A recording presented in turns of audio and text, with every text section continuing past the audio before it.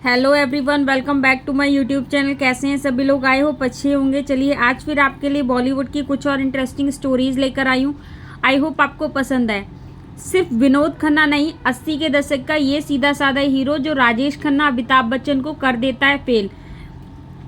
जिस दौर में अमिताभ बच्चन और राजेश खन्ना का बॉलीवुड में कब्जा हुआ करता था, तब उन्होंने अपनी अदाकारी से चुपचाप लोगों के दिलों में खास जगह बनाई थी।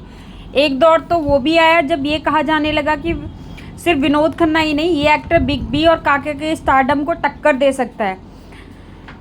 क्या आप समझ पाए कि हम किस एक्टर की बात करें? और नहीं तो चलिए बता देते हैं वो स्टार आखिर है कौन। बॉलीवुड का वो स्टार जो ऑफ बीट फिल्मों के स्टार रहे हैं, अपने शांत और सहज अभिनय से लोगों का मन मोहते रहे हैं। उनके बोलने का स्टाइल, कॉमेडी करने का ढंग और इमोशनल कर देने वाला अंदाज ऐसा कि दर्शकों की आंखों में आंसू आ जाए। अपने इस निराले अंदाज के कारण उन्होंने सिचुएशनल कॉमेडी किंग कहा जाता है। जिस दौर में अमिताभ बच्चन और राजेश खन्ना का बॉलीवुड में कब्जा हुआ करता था, तब उन्होंने अपनी अदाकारी से चुपचाप लोगों के दिलों में खास जगह बनाई थी। एक दौर तो वो भी आया जब ये कहा जाने लगा कि विनोद खन्ना ही नहीं, एक्टर बिग बी और काका के स्टारडम को टक्कर दे सकता है। बॉलीवुड के कई ऐसे सितारे खो गए हैं जिन्होंने कभी अपने अभिनय से लोगों को अपना दीवाना बना दिया था।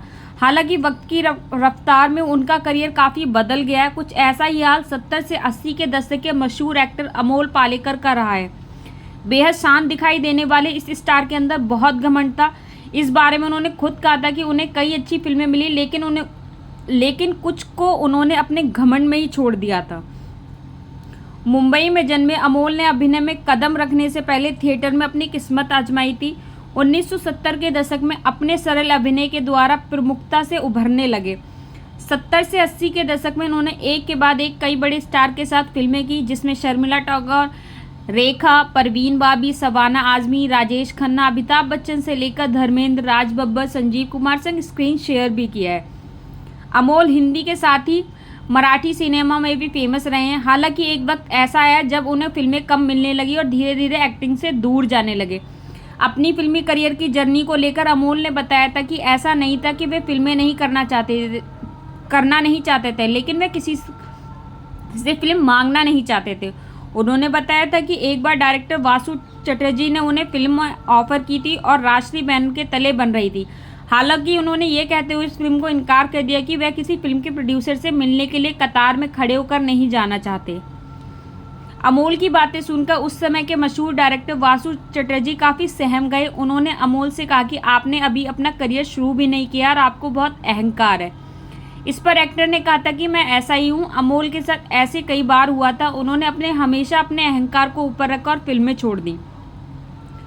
अमोल सुपरहिट फिल्म 1974 में आई रजनीगंधा, 1975 में आई छोटी सी बात और 1976 में आई खरौंदा, 1917 में आई गोलमाल के लिए जाने जाते हैं। घमंड में भले वे एक्टिंग से दूर हो गए, लेकिन इसके बाद वे बतौर निर्देशक बनकर वे दुनिया के सामने उभरने लगे थे।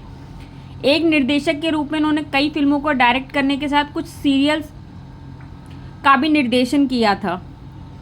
अमोल ने साल 1981 में मराठी फिल्म आकृत से डायरेक्शन में कदम रखा। उनकी लास्ट डायरेक्टेड फिल्म पहेली थी। इस फिल्म में शाहरुख खान और रानी मुखर्जी और अमिताभ बच्चन थे। हालांकि ये फिल्म बॉक्स ऑफिस पर फेल साबित हुई थी। आपको स्टोरी कैसी लगी कमेंट में ज़रूर बताइएगा। अगर आपको स्टोरी अच्छी लगी हो तो लाइक, सब्सक्राइब, शेयर करना ना भूलें। Thanks for watching. Bye bye.